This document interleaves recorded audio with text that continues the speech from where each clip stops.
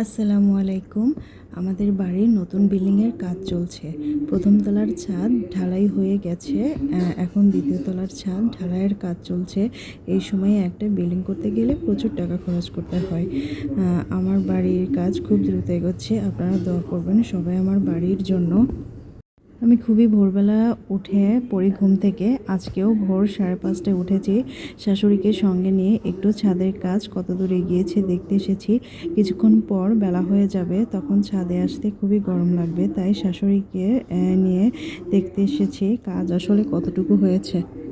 আমার হাজব্যান্ড চাকরি করার কারণে খুব কম আসা হয় গ্রামের বাড়িতে। যখন আসি বাড়িতে তখন অন্যরকম ভালো লাগা কাজ করে। আশেপাশে আমার অনেক আত্মীয়স্বজনেরা থাকেন। এই ভোরবেলায় কেউ এখনও ঘুম থেকে ওঠেনি। ভেবেছি ঢাকায় ফিরবার আগে সবার সঙ্গে একটু দেখা সাক্ষাৎ করে যাব, তাহলে ভালো লাগবে।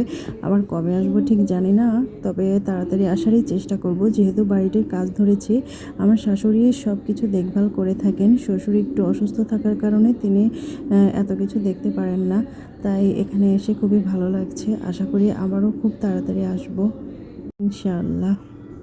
আপনারাও সবাই ভালো থাকবেন এবং আমার জন্য দোয়া করবেন। আল্লাহ হাফেজ।